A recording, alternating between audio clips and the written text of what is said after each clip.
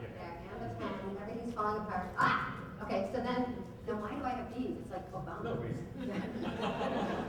Although I kind of like. So I want to thank Joe, and I want to thank Susan, and I want to thank Wheelock College, and I want to thank everybody for a really long time because I'm very nervous about giving this lecture, and I don't want to start it because it's not my usual lecture. My usual lecture you just heard in like 3 minutes via Susan, which is how I came to be the free-range kids lady. But tonight, I'm doing this lecture that's not as good, and I just have to say, no, I didn't mean it's not as good. Not as practiced. That's it. And my son just texted me and said, don't worry, Mom, the people out there are normal. They won't worry if you mess up. So if I mess up, you have to do the right thing by him and not excoriate. That's the word I can never say. Excoriate. I thought there was always a C in the middle there. Welcome all of you who have ever hated on a baby Einstein video. There aren't that many of us in the world, so I want to thank you for coming here today. My speech today is about, no, I really do have a little more memorized than that. It's about how to be a perfect parent. And of course, the trick question part of that is that we, see, I haven't practiced this. Okay, is that, yeah, we can't be a perfect parent. You don't have to be a perfect parent, but somehow there's this notion out there that if we do anything wrong as a parent, if we give them a bottle and it's not BPA free, or we quit in the middle of a game of shoots and ladders, then you win, because it's just too boring and we can't stand it. That's a dead mom. Or you put their name on their jersey. It's like pimping them out at a NAMBLA convention. There's like all these horrible things that we can do, and if we do, all bets are off. And I'm interested in how did we get to the point where we thought that every little thing has to be perfect, that we have to buy them the right stuff and enroll them in the right classes at just the right time, not too early, not too late. Susan, now I'm going to betray a confidence, first one of the night, is that, Susan, didn't you just tell me that you have a relative whose child is enrolled in crawling class? No, I have a relative whose is the grandmother of a child whose other grandmother has enrolled her in a crawling class. Okay, an 8-month-old is in a crawling class because, of course, otherwise the kid would just be like on the ground until college. So it's just amazing to me that we think that all this stuff has to be done by us, and that if we don't, it's our fault if something goes wrong, if the kid never develops or is lying on the ground. How did our culture get us to believe this point? Well, if you can convince a parent that their kids are in real physical danger, right, from predators or plastic or, imagine this, a day without Purell, okay, if you can convince them that they're not going to survive that or that they are going to fall behind. Believe it or not, these two things are the same, die or fall behind. Either educationally or socially, but really educationally. And I say this because I'm here for the next couple days. I'm taking my son around to colleges, so I know how it feels. It does feel you're nerve-wracked, and if you can make a parent nervous like that, you can sell us anything, okay? Which is obviously a racket because throughout human history, who have the parents been? The parents have been 14-year-olds, and they weren't reading Spock. They weren't reading Sears. They weren't reading, okay? They weren't writing, and this is going to shock you. They weren't even blogging, okay? That's how benighted all these parents were throughout human history. But obviously, they kept the race going to this day. And to this day, 40 to 60% of the world's children, although I would guess 0 here in Brookline, are raised by their older siblings. Okay, the parent has some children, and then the older children take care of the younger children. And I was giving a lecture, the one that I know how to give, in Evanston a while back, and one of the moms said to me, great story, she said that her daughter was in kindergarten, and the kindergarten teacher took the mother aside and said, I'm recommending your child be fast-tracked for the gifted and talented program. And the mother was really proud, and she said, oh, yes, what was it? She said, well, your daughter's just amazing. She's like, more, please? As extraordinary as that baby back there. And the teacher said, well, her scissor skills are extraordinary. And the mom said,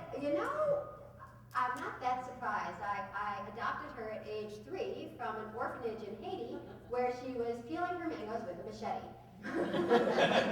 So, and what was cool, isn't that amazing? I mean, it's like, oh my God, and then not a blunt machete and not a play school machete, machete.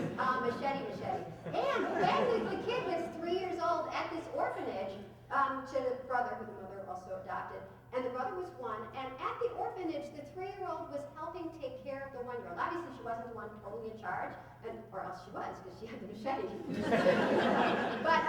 But the point is that the idea that we have to have our PhDs to, and be reading up on the latest literature and be doing everything right and buying everything, particularly, and doing everything for our kids to make sure that they get ahead, that's a new idea. So where did it come from, this idea that we are the ones who are to channel our children into success or leave them lying on the ground or perhaps never crawling? It goes back, I don't know enough psychology, it sort of goes back to however we've dumbed down the idea of Freud, but the idea is that our children are born and they are like a lump, right? And you have a really short amount of time to turn them, to chisel them into, the David, which is hard. Nobody's done it before or since. Only Leonardo, he didn't have kids. So the point is, we have to make our children into something special. And it's up to us that we can make them happy, sad, talented, musical, neurotic. Neurotic is true, but all the other stuff. And that the corollary is, if the kid doesn't turn out perfect, it's because clearly you slacked off somewhere along the line. You didn't do something right. And this imperative begins, look, oh, there she is. She's stimulating her child. Good. Right. Stimulating starts with S. Stimulate. Yeah. So my favorite whipping boy, it's not really boy, it's book, is the What to Expect book. And the amazing thing about that is that the woman follows me on Twitter. I wonder if she really reads me, because all I do is insult her.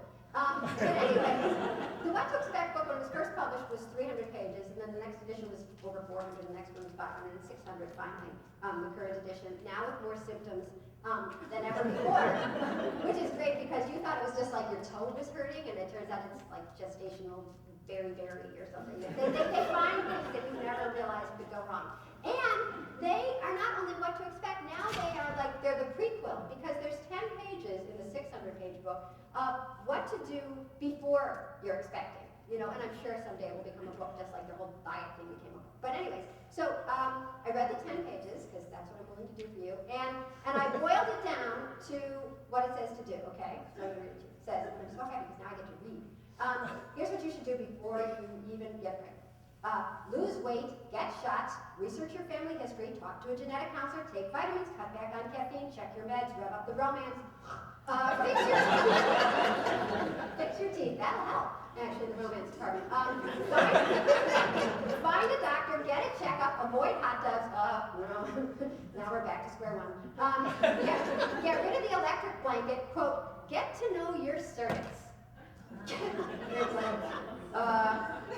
I know we haven't talked much till now, and I'm really sorry about that. And you've been with me, I guess, since the beginning. I really don't know what you do. And I don't want to know, but what's your name? I have no idea what it is. I still don't. Lamaze was a shock to me. I didn't realize there was even going to be blood involved.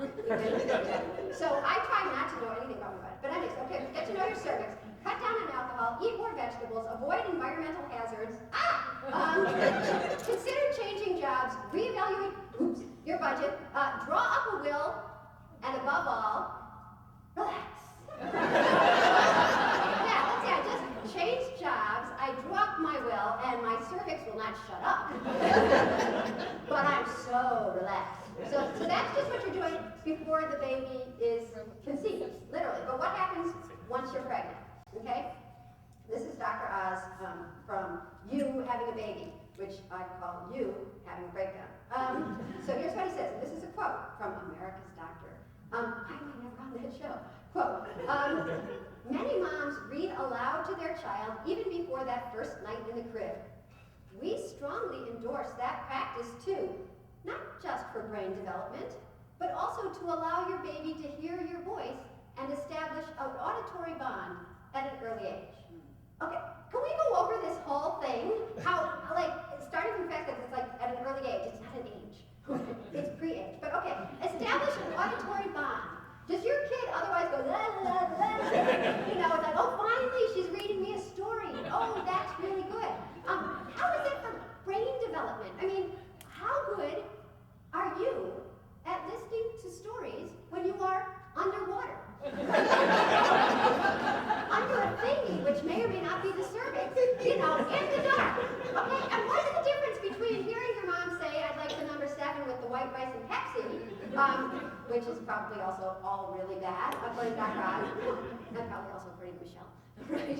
How is that different from hearing the story of the 3 little pigs read obsessively to you? Because, you know, a pig? What's a pig?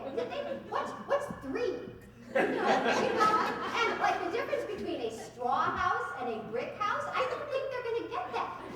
All they know is black.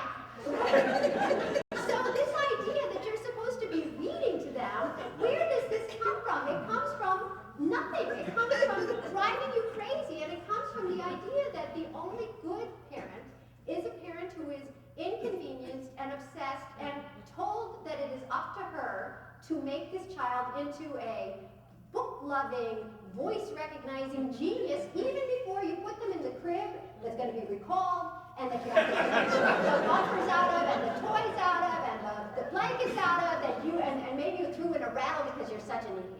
You know, you didn't realize how terrible it was. Maybe you put a mobile over there and it was colorful. You know, why don't you just set them back 3 months? You know, they need that black and white mobile, and it better be playing what?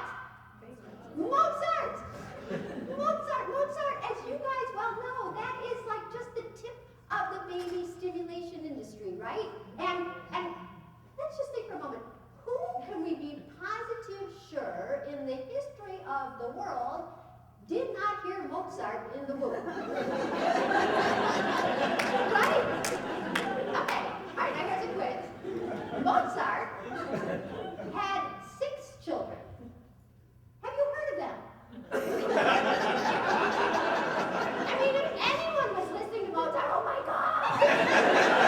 You know, stop with that, dun, dun, dun, dun, dun. You know, they are nobody. What can I say? But the whole baby stimulation industry, and Susan, I think this is my big revelation about the industry at all, is it actually is anything you look at from that industry, I feel like you can trace back to the world of special needs. And that is, I think, my big revelation. Because, like, think about Gymboree, okay? Gymboree is doing just fine. Gymboree is doing better than the campaign for a commercial for child. I have to say, they are in 30 countries, 550 locations, and they promise to give children the help they need to develop. Okay, so quote, here's what it says on the website. Designed by experts, which is already scary, our age-appropriate activities help develop the cognitive, physical, and social skills of children as they play. Okay, we need experts to help our children play, okay, and to get something out of that play, they need help to develop their cognitive, physical, and social skills. They need an expert. Doesn't that sound like early intervention? You know, I believe in early intervention, but we're talking about this for kids in 550 locations in 30 countries. And Gymboree also says, it goes on, it says, we provide, quote, an environment where children are free to move, play, and explore safely. Okay, as if your home is a medieval torture chamber, and it's like, no, honey, don't play on the rack. No, I know you're just trying to make your sister taller. You know, it's your inner scream. You know, these things sort of insinuate themselves into our lives, and we start thinking that we need experts to help our children wiggle, right, or crawl, right? And that there's something unsafe about a regular home, a regular environment. It has to be specially designed by experts in a place that you go to and pay money to. Otherwise, it's not good enough. And one rule of thumb you can always use is when there's a place that's just for one thing, like a Gymboree space that's just for children and just to help them develop, it's sort of like Like my brother-in-law lives in a really big house and they have a mud room, okay? You don't need a room for mud, you know? I mean, if your room is made out of mud, that's different. But once you have very specialized things, it's really just to extract money from you. So here's a secret. If you want to know how to make $1 million, do you know what you do? You start a nonprofit child advocacy group. That's supposed to be my big line. You start a child, maybe it should work this way, a child advocacy nonprofit. Ha ha! There you go. Okay. No, but that's actually a lie. The way you actually make $1 million, or Jim Marie is doing it, is you plant the seed in the parents' minds that your child is really cute, but I hate to say it, adult. Okay? Your child is just not gonna cut it. And I actually sometimes think that in society, we're hearing so many stories about, you know, Asperger's and autism and all the things that can go wrong that we forget that things don't always go wrong. And I was one of those moms. One of my sons, I won't tell you which one, was like, we dragged him to a bunch of specialists when he was young because he was talking funny and he seemed a little weird, and we just, you know, it's like, give us a diagnosis. I mean, one of the places we were at gave him a test where they like showed him different things, and he had to say what they were. And this is totally off the topic, but one of the things they showed him was an iron, and he was like, and they were marking, oh, big X, we'll give you a diagnosis. I'm diagnosed, he's my child. He's never seen one of those. It's like, it was the first time I realized cultural bias in a study, because the culture had always been with me until the iron. So that's not my point. My point is that if you can convince a parent that nothing is going to happen right unless they're personally knitting the synapse and making sure it happens, you can sell them anything. And that's why, one of the reasons we're here today, because that's why there's so many flashcards, placemats with math problems on them, and paper plates with vocabulary words. And do you know what cards Einstein used to, I don't want to say stimulate himself, not, you know. That I don't know. And I can't, because I got my ex back from Wikipedia, and they didn't say anything about it. But what he did with cards, he used playing cards. And what did he do with them? Play cards. No. See, that's what you get for jumping in. There will be questions and answers later. What did he do with them? Take another guess. What do you do with cards when you're a kid? You build houses. You build houses. Did you read the Wikipedia thing? No. Oh, well, that's right. Or at least it's right according to all my deep research. He built houses out of them. And, you know, what did that teach him? Like stupid things like patience, you know, concentration, how to start over again many times when things don't work out the first time. It didn't teach him math, right? The thing is that you don't have to be shoving all this academic excess into them, but we're told that you do. There's even a company that's selling now emotional flashcards. Emotional flashcards. It's like, you know, this means mommy's sad. It's like, yeah, shelled out $5. You know, this means mommy, you know, someone's happy. You know, the people at the emotional flashcard company who are selling people this. But, you know, emotional flashcards make sense for kids who need them, who like might, you know, they have autism or something, and you're trying to do the explanation so that they get the idea of this is happy and this is sad. But to sell the average parent of the average kid on the idea that their children won't even understand happy versus sad is really undermining our confidence that our children can do the most basic things at all. The most basic thing on earth. Children like age, you know, 6 weeks, they're smiling. And so the idea that they don't get that is put into us by the marketplace. The idea is that nobody can possibly turn out well without teaching or hovering, and that goes for even the most basic of physical development. Because after the crawling class, children are encouraged to use, I guess parents are encouraged to use these. Have you seen these guys? You know what this is? This product? It's called walking wings. Okay, good. Snort, yes! Can we all snort? 1, 2, 3. are for learning to walk. Yes, that's right. They're for learning to walk. And on the website, these say this helps kids balance more naturally. Gee, more naturally than 2.4 million years of human evolution, more naturally than that.